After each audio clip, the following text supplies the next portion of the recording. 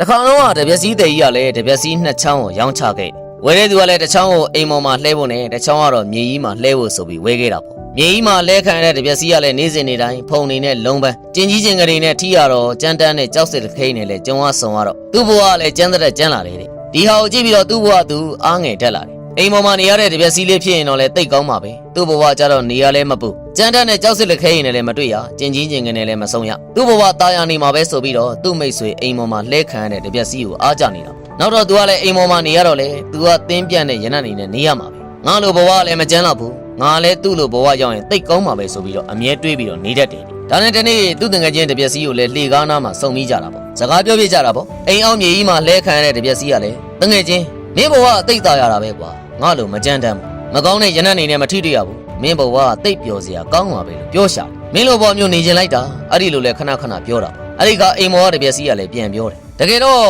အပြင်းမြင်တော့ตายရတယ်လို့မင်းထင်လိုက်မตายရပါဘူးကွာလင်မယားချင်းရန်ဖြစ်လဲငါ့ကိုဆွဲပြီးတော့ရိုက်ကြတယ်တယောက်နဲ့တယောက်ဆွဲကြလူကြသားသမီးရိုက်ပြီဆိုရင်လည်းငါ့ကိုအသုံးပြုတယ်ဒါနဲ့လည်းတယောက်နဲ့တယောက်ဆွဲကြလူကြပြန်ရင်ငါဘဝမင်းလိုမကြမ်းတမ်းမိမဲ့နေ့စဉ်နာညှိနေရတယ်လို့နာကျင်ရတဲ့ဝေဒနာခံစားရတယ်စိတ်ရှုပ်တယ်ငါပင်မနာမခံရပေမဲ့စိတ်ရှုပ်စရာကြီးပါနောက်ပြီးတော့ငါ့ကိုဘယ်နာမှာထားတယ်လဲမင်းသိလားချင်းနေကုန်နာမှာထားတာဟိုလူလာလိုက်တိုက်သွားနင်းသွားနဲ့မင်းကွာတေးချင်းစောကိုနန်ရော့ဟေးအဲ့ဒီလိုပြောလိုက်တော့အိမ်အောက်ကတပြက်စီးရလဲသူ့ဘဝသူကျင်တဲ့တယ်လို့ခံစားသွားရတာသူကတွေးလိုက်တီးရလဲဩ